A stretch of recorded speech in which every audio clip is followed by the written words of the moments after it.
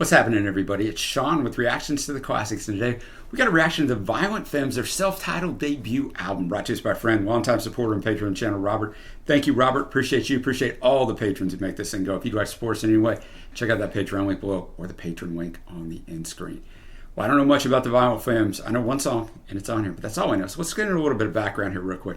They're an American folk punk band from Milwaukee, Wisconsin. The band consists of founding members Gordon Gano, guitar and lead vocals. I had to look up how to say his name, and that's how I saw it in interviews. Brian Ritchie on bass and backing vocals. Four members of the band include drummers Victor De Lorenzo, who is going to be on this. They're considered to be an integral part of the then underground folk punk and alternative rock scenes of the 1980s and remain influential or inspirational to the subsequent movements, particularly on folk rock, indie rock, grunge, pop punk, emo, in the late 1980s and 90s alternative rock scene. So a whole ton of genres that I really enjoy.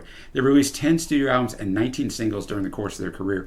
This is their debut album, I mentioned at the start, mostly recorded in July of 1982, released by Slash Records on vinyl and good old cassette in April of 1983 and on CD in 1987, with two extra tracks on that CD, Ugly and Give Me the Car, and those are going to be included in this reaction. It's the band's most successful album to date.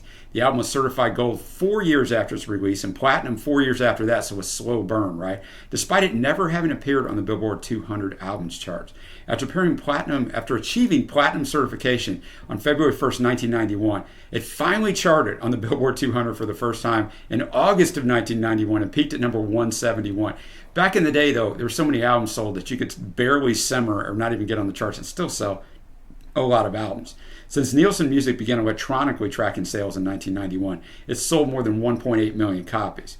Blending all of it together, that's estimated it sold 3 million copies. Most of the songs on this and its follow-up were written when Gordon was an 18-year-old high school student in Milwaukee, Wisconsin. Keep that in mind when you're listening to these, and I'll remind you of it on some of the content of these songs, but it's pretty amazing. It was recorded at Castle Recording Studios in Lake Geneva, Wisconsin. Pitchfork gave this a 9.1 out of 10. Violent Femmes has been included in a list of the best albums of the 80s by publications such as Pitchfork, who in a 2002 list ranked it 36th of the best albums of all time, and Slant Magazine, who in a 2012 list ranked it 21st. All tracks were written by Gordon, except where noted. And if you never joined us before, the music will not be in the video, but it will be at a Vimeo link below. Click along and follow with us. All right, we're going to kick this thing off with the one song that I do know, and I think everybody knows, that knows the Violent Femmes. We got Blister in the Sun. It was written by Gordon. The drum lick was written by Victor De Lorenzo. It was his first performance with the band. And the interesting thing is Graham originally wrote this with a female vocalist in mind. The lyrics are a reference to drug use. After it was released, a misinterpretation arose that the lyrics were about masturbation. In a 2013 interview with The Village Voice, Graham said, "I don't think there's a whole lot to understand with the lyrics. In fact, it was maybe 10 or 15 years later when somebody was asking me about that song and said something like, well, you know what that song's about." I'm like, "No, what are you talking about?"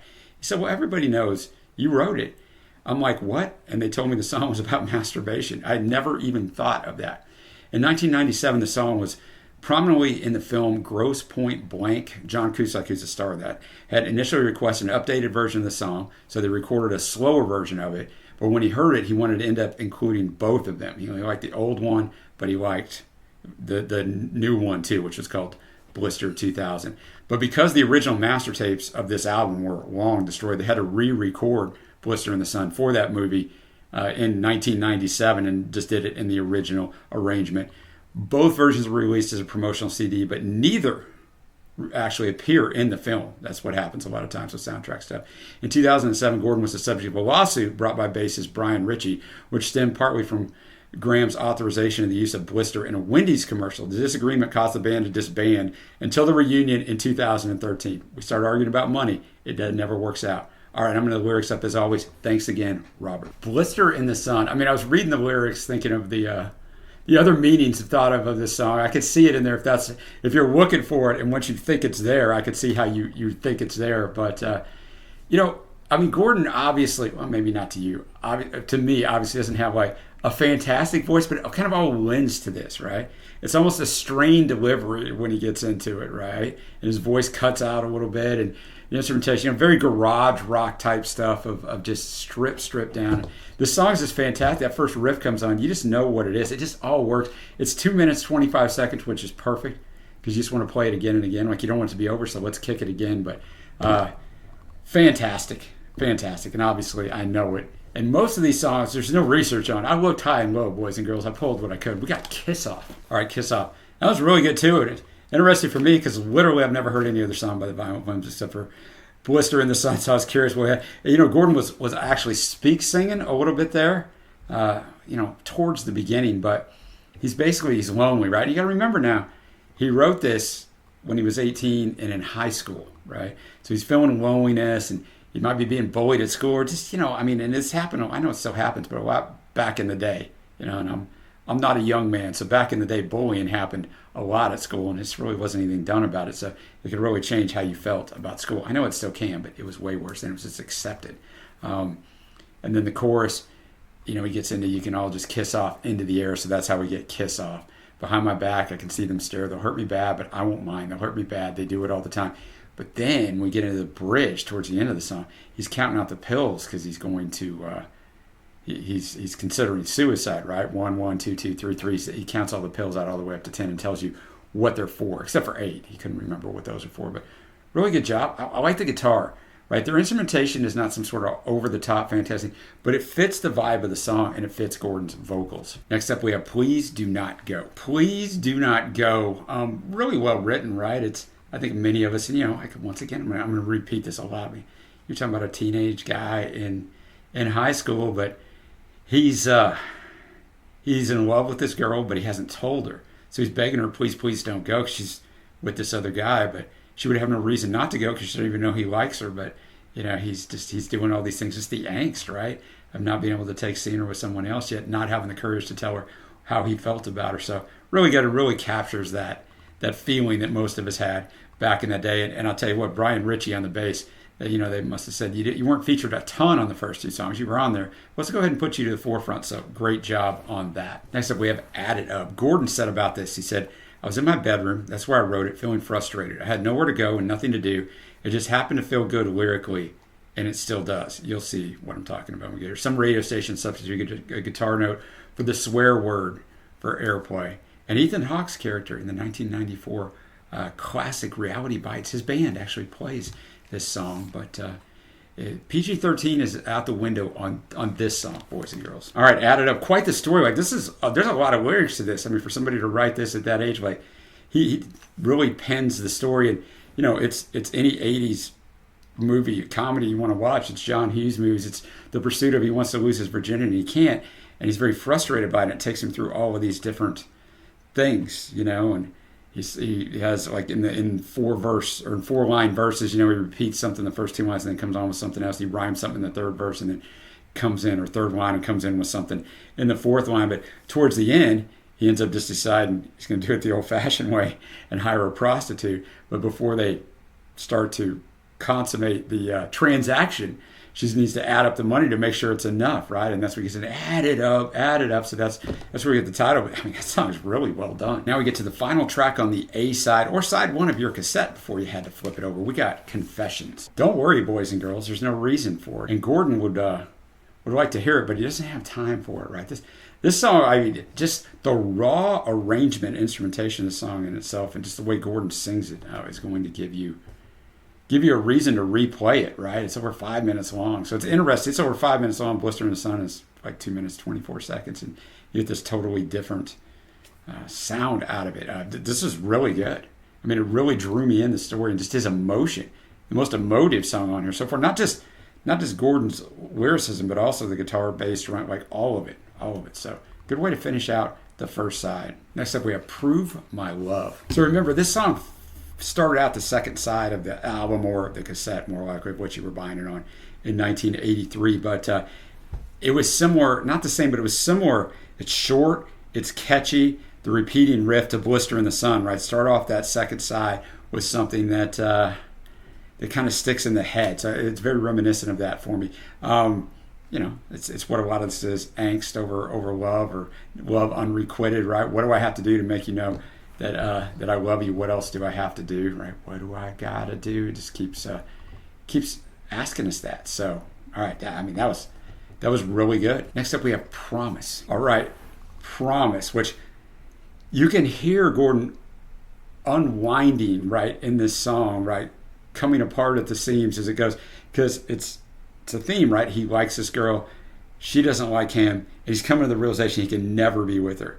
And that feeling of sadness and despair, because he's obviously still around. There's nothing worse than caring for somebody and being around him all the time, knowing you can never be with him, right? It's agony, and so he's unwinding in that he just cannot he cannot have her. And like even the guitar speeds up, the instrumentation speeds up. You feel it, man. But a really well done song. I thought verse 3.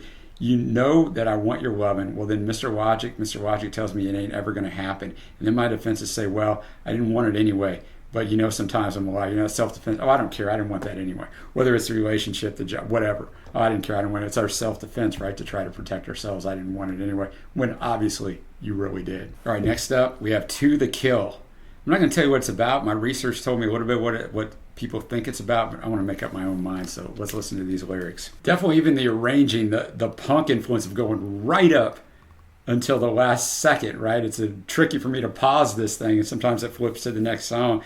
You'll see the banner of the next song below because I didn't pause it in time, but To the Kill, an incredibly well-written song, right? And musically, it seemed like the electric guitar, the electric portion of it, was turned up more. Not overdone on the electric. It still makes the electric sound more acoustic-like at most times, but ain't had no fun all the time jacking around. Ain't had no fun messing my mind. I kick it around, but if it's all right with you. He almost sang the chorus like he was Mick Jagger, right? And if it's all right, yes, I will. Oh, come on, babe, go ahead. To the Kill. And then he goes to Chicago.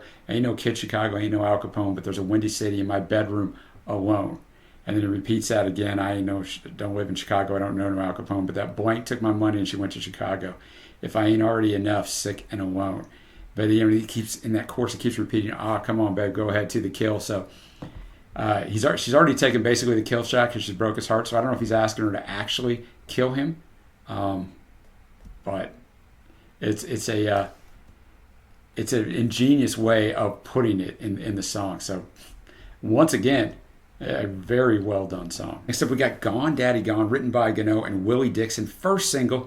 The lyrics use a complete verse from Willie Dixon's 1954 song, I Just Want to Make Love to You, hence Willie getting the songwriting credit. Originally recorded by Muddy Waters. And also, you're going to find this very often, boys and girls, Brian Ritchie plays not one, but two xylophone solos. All right, Gone Daddy Gone. The star on this, arrangement-wise and musicianship-wise, Brian Ritchie. The xylophone and the electric bass guitar. And then Victor was on snare drum and transophone and Scottish marching bass drum. I don't know, man. I'm not an expert on the transophone or the Scotch marching bass drum, but it made this song like so unique. I don't know a lot of rock songs that have xylophone so. I mean, not a lot have them on their period, but there's some little thing in the middle, and you're like, was that a xylophone? No, we're on it on this one, but also. Different than the other songs, it has that soaring chorus that sticks in your ear, like "Gone, Daddy, Gone," and in that they get the xylophone and some backing vocals and punch up that chorus more so to make it more catchy, which is a trick that a lot of pop musicians use to make those hooks stick in your head, whether you like them or not. I like this. I thought that was really good. Up to song number 10, we got 3 songs up, but this was the last song on the traditional release. We got Good Feeling. Okay, Good Feeling. If you were watching along on Vimeo with the song itself, I don't usually ever speak in songs just because me and Trey do a little bit on song battles, but I just like to let it roll. I don't like to disrupt it at all. But man, that first verse, like from the very start of Gordon delivering the song, this song itself, like with the pace of it and Gordon, reminds me so much of something, but the old man could just never, I could never nail it down. It'll probably be after this video I'll figure it out, but I may never figure it out. So let me know in the comments if you know something that this sounds like or that Gordon sounds like.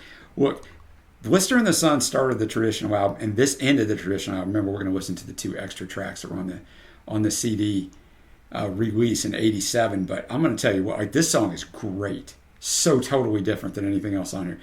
This song is great. Some people think it's about, it's a traditional love song. Some people think it's about heroin.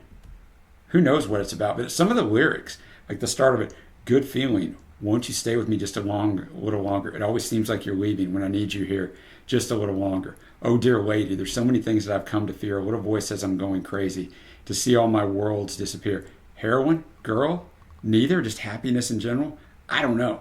But wow, that was fantastic. But don't fear, boys and girls. We still got 2 more tracks left. We've got Ugly. Ugly, much more in the punk vein, although a little bit of halfway through, a little bit of stop there, a little bit of arrangement change-ups, not totally on the punk realm, but pretty self-explanatory. You're so ugly, and just tells this person over and over. I'm assuming it's a girl who's doing all these things, but it could be a friend of his too. I mean, he mentions you're always engaged in these sexual acts. I'm guessing it's a girl if it keeps with the same semblance of the thought process around this time of his writing. But I mean, it could also be a friend. Either way, he doesn't want anything to do with them. Now we're gonna know the last track. Give Me the Car. All right, Give Me the Car. On the surface level, he's trying to convince his dad to give him the car because he's gonna go hook up with this girl. Says some things you probably couldn't say in 2023. He's gonna get her drunk and get her high, try to get her to get with him. But I thought the bass work on her, guitar work was fantastic. And as the song unfolds, he basically tells his dad, I didn't have much to live for. Come on, help me out. This is, my life's going to be over if I don't get this, which is what you go through in that teen angst, right? These moments that you must have. If you don't get them, you think it's the end of the world because you have nothing to, compare it to. So a good song. And now we're getting to my favorite songs. There is a lot of them. Honorable mentions, Confessions, and To the Kill. Faves, and there's a lot of them. Blister in the Sun, as predictable as it could be, but hey, it's a classic song for a reason. Kiss Off, Add It Up, Prove My Love, Gone Daddy Gone, and Good Feeling, which I already sung its praises, so to speak. And now we're going to get to my overall score, and I'm going to preface this by saying it doesn't include the 2 extra tracks that we just listened to. I like those tracks, but I think they're 2 of the weaker tracks on this album, which is not shade at those tracks. I'm glad we listened to them. They're still really good. But this album's fantastic, right?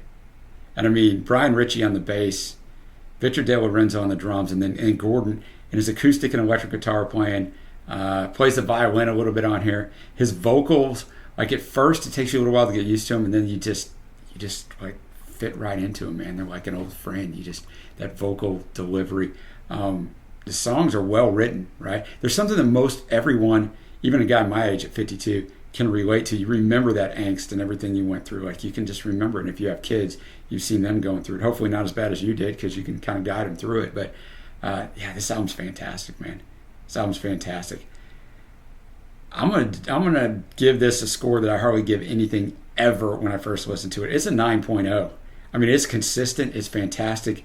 It's different. And I think if I had listened to this 5 years ago, I wouldn't have liked it at all, right? Almost 5 years ago, we started this channel, and my musical tastes have expanded. My biases have lifted, and this is great. It's great stuff. 9.0. Thank you to Robert for bringing this to us, guys. Let me know what you think of this down below. What are your favorite tracks? And let me know what the heck Good Feeling sounds like. All right, guys. Until next time, I will see you.